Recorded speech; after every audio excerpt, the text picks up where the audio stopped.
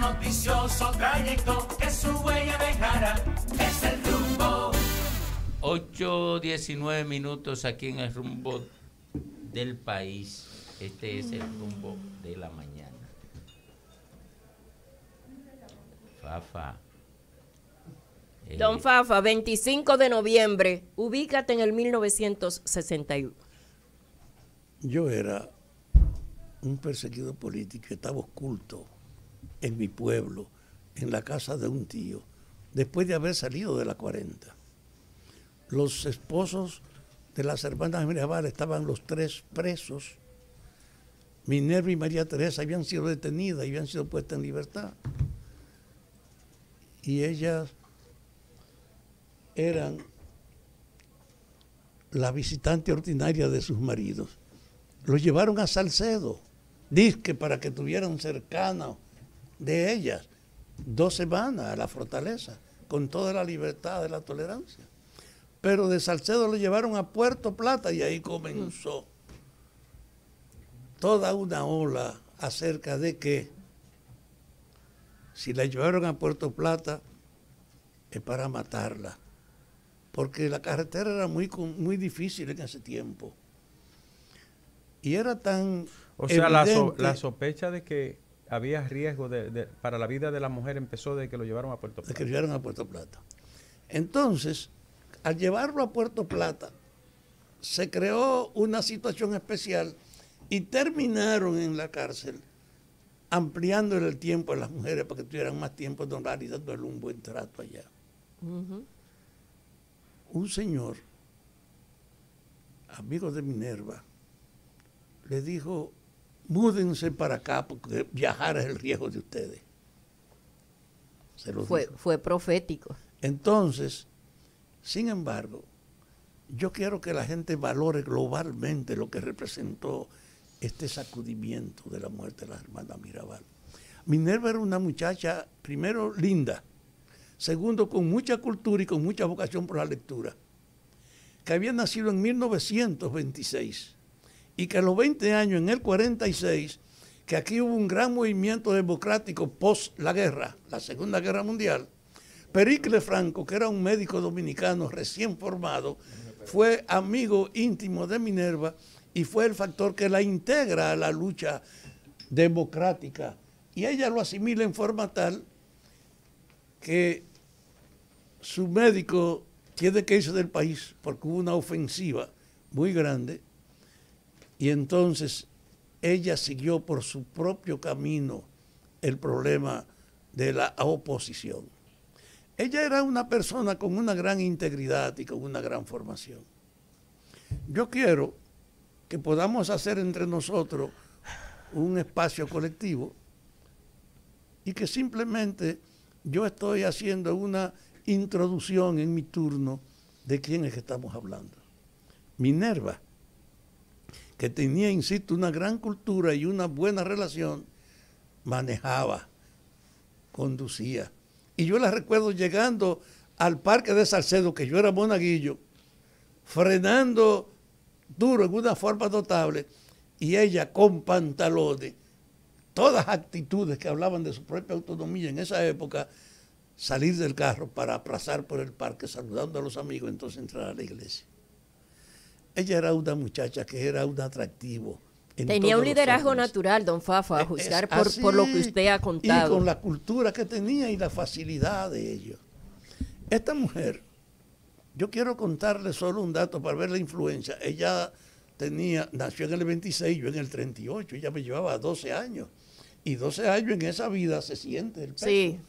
Yo tengo 3 hermanos que son Taveras Mirabal, porque mi papá se había casado con una tía de Minerva. Okay. Entonces, teníamos un vínculo que había sido fortalecido por unos estudiantes que eran el enlace. Y nosotros, jovencitos, en el 59, en el 58, teníamos muy buena relación.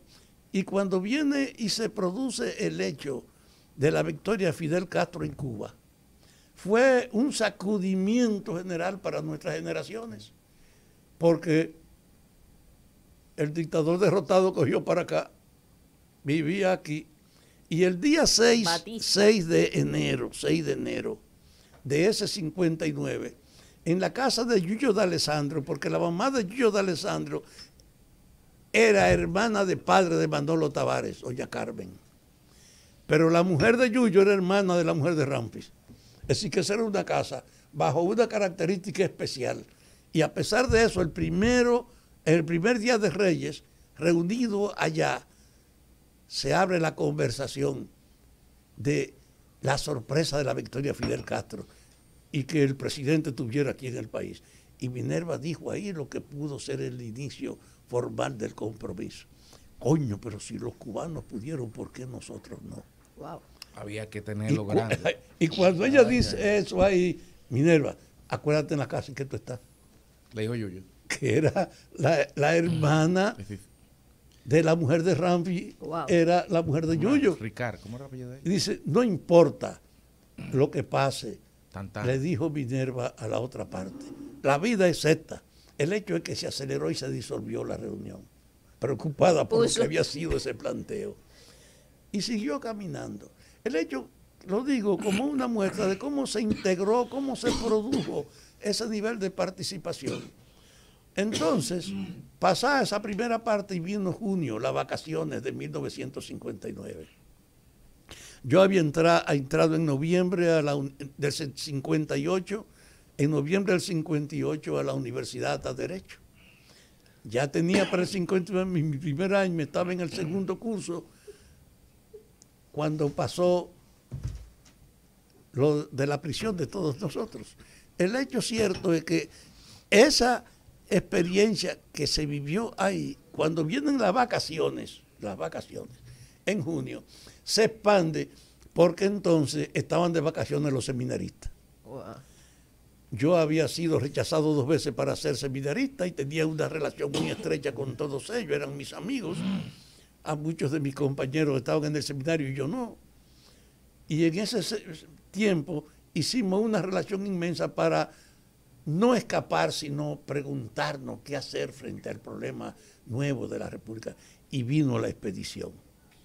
Cuando ese proceso se produjo de la expedición del 14 de junio, todo lo que había influido en el país y en el alma de esa generación, la victoria de Fidel, se multiplicó y creció a un grado extraordinario cuando una tarde, pocos días después del desembarco y de todas las informaciones, un locutor llamado Guillermo Peña, con una voz muy vigorosa, en Radio Televisión Dominicana, que era la emisora fundamental de la época, cogió una tarde a leer uno a uno 192 nombres.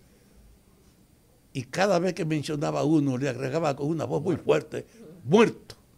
Todos vivimos ese drama de oír 192 veces el nombre de los expedicionarios y su palabra muerto. Y yo creo que esa atmósfera general lo que hizo fue ponernos a todos nosotros, las generaciones de esa época, en el camino. Hay que ser un vagabundo para usted ser indiferente a esta situación. Y ahí el papel de Minerva fue el eje central para esa orientación. Yo recuerdo al padre Silio de Jesús Boya de Tenares, casi vecino de Minerva, al padre Abreu de la Vega, al padre Daniel Cruz, que se convirtió en Santiago en el eje de la relación con todos los otros, a los seminaristas que estaban, Jorge Tejada, que después salió a la Antigua, que también salió, pero Vinicio Disla, ese que fue senador, que fue obispo de Santiago y que murió hace poco, era seminarista y era de mi campo y tenía un hermano que era cura. Entonces, Tan privilegiada. era tan grande el movimiento que nosotros proponemos en una reunión hacer un movimiento llamado ACC, Acción Clero Cultural, para en nombre de eso propiciar una expansión en esas vacaciones que nos hiciera crecer en el movimiento. Y ahí es que vamos a parar donde Minerva. Y eso, que no había WhatsApp, que se creaba No, fácil. era a un nivel movimiento. personal. Y cuando fuimos Sí. donde Minerva, ella nos planteó a nosotros, fue Ezequiel González, que era un parentado con Minerva, y Pachico González, Francisco Aníbal González, que está vivo, y que éramos los tres muy del mismo campo y éramos universitarios. Cuando fuimos donde Minerva, ella nos planteó el desafío es unificar los focos que como el de ustedes se está dando en el país. Una cosa que nos iluminó, así como ustedes tienen un círculo, en todas partes hay círculos, ¿cómo se crea un movimiento nacional? Ella fue que planteó eso ahí. Y en ese sentido, con esa visión que tuvo ella, es que seguimos trabajando y decidimos que había que hacer un acto público.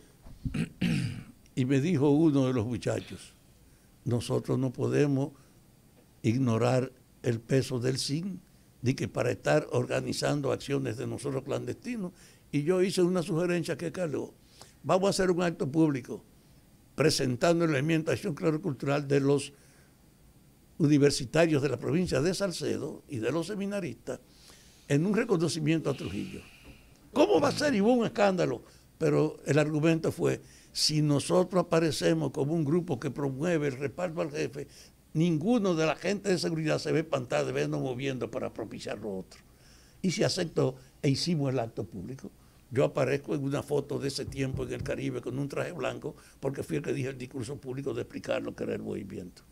Basado en eso nos dimos una licencia tal que Minerva mandó conmigo una dirección y un mensaje para que en la Santomé 4 buscara al doctor Luis Gómez Pérez. Yo no lo conocía. Al doctor Luis Gómez, el maestro. A Luis Gómez Pérez, yo no lo conocía.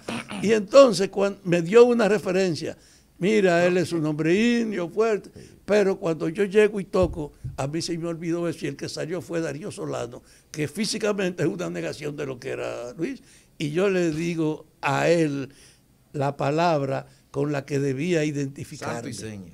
A él. Y entonces, no, tú no me estás buscando a mí, me dijo temblando. Espérate. Y fue y buscó a Luis que se estaba bañando y vino con un traje. ¿Qué es lo que pasa? Yo le dije que fue Minerva que me mandó. Feliz la reacción de él. Estamos tratando de consolidar los grupos en cada comunidad. Esa es la tarea que yo te traigo. Yo te escucho y siento que quizás, y lo he venido pensando hace tiempo, quizás consciente o inconscientemente el machismo y el negacionismo histórico ha ocultado o ha ninguneado o minimizado el rol de, sobre todo de Minerva, porque el martirologio ha permitido que no se destaque lo demás y hemos ensalzado más a Minerva y a las hermanas, pero sobre todo a Minerva, a nivel de medios, de historia y de discurso, en cuanto a víctimas de la violencia, en cuanto a que iban a visitar a sus esposos. Es un rol segundón decir que van a visitar a los esposos, cuando lo que están haciendo, en función de todo lo que tú acabas de decir, es desconocer el enorme rol organizador, activo y de primer orden que tuvo Minerva en la articulación y conceptualización del movimiento. De hecho, Minerva nos dijo a nosotros tres, porque cogió la Minerva no era una segunda del marido. Confianza, nos dijo Minerva. Ni la mataron por ir a visitar al marido. Yo me voy a declarar enferma para justificar estar aquí en la casa de mamá, para que Manolo pueda venir toda la semana a verme y en nombre de eso no sea sospechoso que se pare en cada pueblo a hablar con la gente. Mira. Pero no era una dimensión conyugal, era una dimensión política. Pero mira lo que hace. Ella simula que está enferma y Manuel iba toda la semana, pero se paraba en el camino. Es decir, desarrollando la fuerza. Ella tenía una vitalidad más allá de lo que representa el martirio. Claro. Era la visión, era la identidad. Y yo quiero decirle un detalle. Yo llego un día solo, ustedes ven el peso ya tenía sobre todos nosotros, y la encuentro con una bata puesta que no tenía botones sobre la rodilla y me ve mirándola a ella. Mira, muchacho, lo que te voy a decir. Tienes que tratar a las mujeres sin tener que verlas por los instintos naturales de los hombres. Me voy a cambiar el vestido y se va. Demasiado estirpe, ¿no? Para seguir, y se devolvió. No me voy a cambiar porque tienes que acostumbrarte a tratar a las mujeres. Excelente, Dios. Pero además, es decir, el peso que tenía ella. Qué valentía tenía esa muchacha. Cuando yo te cuento una cosa, a mí se me erizan los pelos. Ahora uno lo dice fácil, pero en esa época y en esa sociedad. Con esa maldita... Y esa actitud y ese convencimiento de lo que era ella. No, y del papel de tutor esa que era estructura que ella. hasta en la familia tú tenías gente acechando. No, y cómo nos hablaba con esa autoridad. Demasiado valentía. Se quedó ahí. Y lo que hizo fue estrechar el vínculo de uno, que en cierta medida era un muchacho mandado de Minerva, porque nosotros éramos unos muchachos ya que tenían la formación y la cultura, pero nosotros teníamos los medios. En mi casa había una camioneta. Pero ella ya estaba graduada. Claro, en el 56 se graduó. Y una muestra es que en ese proceso es que uno conoció esta parte que le voy a contar de la confrontación con Trujillo. Ella nos contó ahí cómo había sido señalada en la lucha del 46 como parte de los que participaron, y aunque se fue del país su promotor, ella quedó marcada por el antitrujillismo. Y por una de las coincidencias de la vida, el gobernador de Moca, Salcedo, era parte de la provincia de Moca. Ajá. Fue el gobernador de Moca donde las hermanas Mirabal a decirle en 1900, creo que era 56, que el jefe invitaba a esa familia para que fueran a la casa de la caoba de San Cristóbal, en un proceso donde Trujillo estaba reuniendo con las élites de cada comunidad. Antonio de la Maza fue el gobernador de Moca, wow, que fue donde ella, cosas de la vida, a llevarla, y fueron.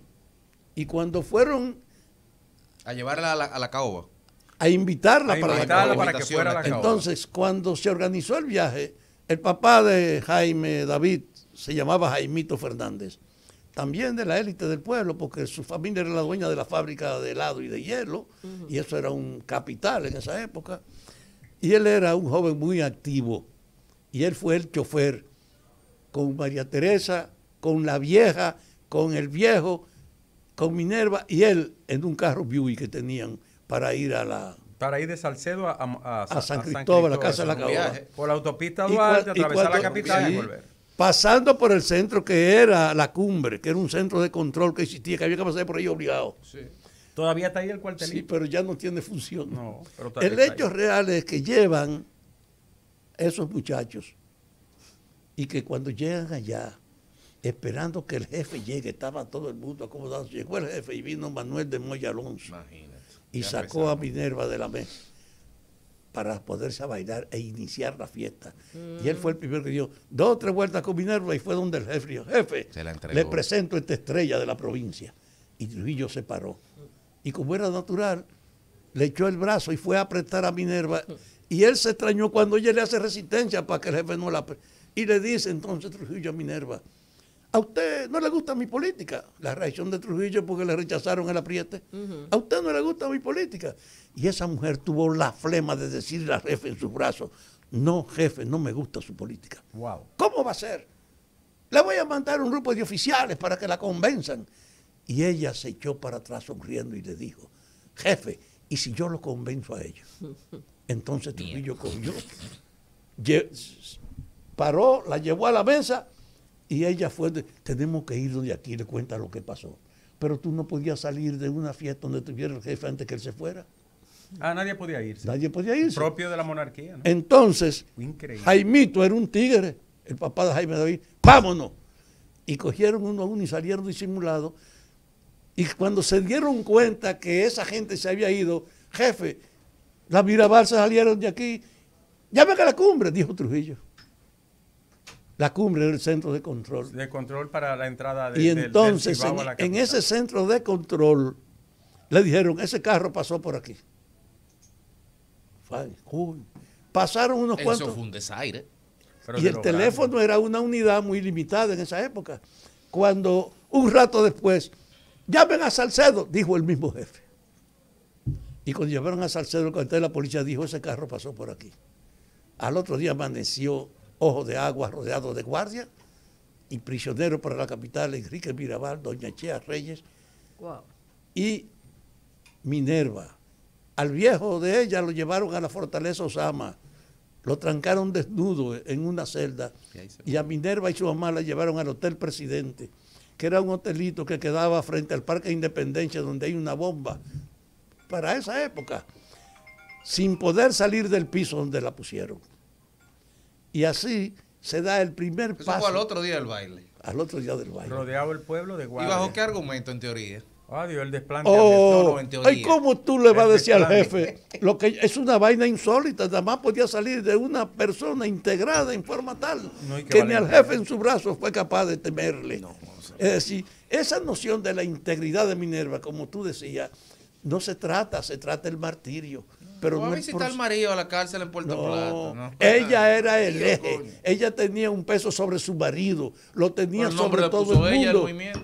Entonces, ese hecho era el antecedente fundamental que hizo poner atención en ello y que para el 14 de junio hace que inmediatamente se descubre el movimiento. Mira, 9 de enero se reúnen en Mao, en la casa del señor Charles Bogar, delegado que se había ya concluido en buscar de casi todo el país, del sur, de la capital, para tratar de ponerle, de unificar el movimiento. El secretario fue mi tío de la reunión, Julio Coto, que Así. fue el que levantó el acta. Y ahí anda el libro de él publicándolo. Sí, sí. El hecho cierto es que ahí, en ese encuentro de Mao, fue una sugerencia de ella que dijo, estamos buscando unificar el movimiento. Lo primero es ponerle un nombre. Y ella dijo, como un respeto al sacrificio de los expedicionarios, pongámosle Movimiento 14 de junio. Y como una forma de consolidar ese respeto y de que nosotros somos continuadores de ello, asumamos su programa de 5 puntos que trajeron. Excelente. Y entonces el movimiento clandestino logra ahí un nombre y un programa, y entonces decidió escoger una autoridad. Y escogieron a Manolo, porque era muy pesado en esa época pensar en Minerva. Pero la ideóloga fundamental de ese movimiento era Minerva. Ahora cogen a su marido Sí, sí, eso fue. y a Pipe Faxas como secretario general. Y como tú dices, el que llevaba la nota era tu tío. De ese encuentro, que él tiene recuerdo de eso. Con esas cosas en la mano, al día siguiente comenzaron las prisiones. El día 10. A Minerva, a Manolo, lo cogen como el día 11 o 12, creo que lo cogieron preso. Porque uno de Montecristi, que era socio de Manolo, apellido Collado, uno de Montecristi, fue y buscó a un amigo de él en San Pedro, que era anterior, para decirle lo que estaba pasando y pedirle que se incorporara. Y él no sabía que ese hombre era del servicio de inteligencia. Y efectivamente lo que hizo fue integrarse, conseguir la información y permitirle a la seguridad que el día siguiente del acto de Mao, donde se organiza la definición, comenzaran todos presos con una idea de perseguir en todo el país a los que estaban. Y esa realidad es la que permite que entonces detengan a Minerva, a María Teresa, su hermana, a Tomasina Cabral, que está viva, una ingeniera de Salcedo, que era hermana de Tobías Emilio Cabral, una persona que había estado en el 46 comprometida, de una familia antitrujillista, y también a una dentista llamada Fe Ortega, 4 mujeres de Salcedo, y 3, Dulce Tejada de San Francisco Macorís, recién murió ahora, con 90 años, en Miami. Acela Morel murió hace unos meses aquí en la capital y le acaban de poner un nombre a la calle. Y Miriam Morales de Puerto Plata. 7 mujeres, y de 7 mujeres habían 4 de Salcedo. Cuando le llevaron allá, yo cuento como un detalle cómo trataron a las mujeres y la integridad de Minerva. Cuando se dice que llevaron a Minerva, toda la oficialidad, la jerarquía, fue a la 40 para buscarla.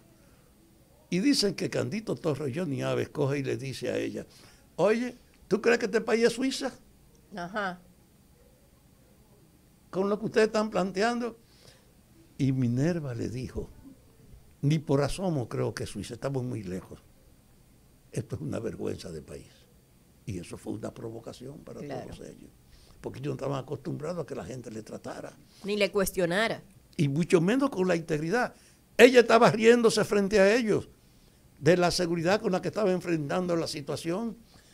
Y hubo un choque muy violento y muy grosero entre ellos y Minerva. Y entonces, ese sentimiento acumulado ahí se tradujo cuando llevaron a la otra de Salcedo, Así. a Miriam, a Tomasina Cabral. Tomasina era una muchacha linda, 26 años, recién graduada Los de hombres se ingeniería. voltearon cuando la ve. Graduada de ingeniería.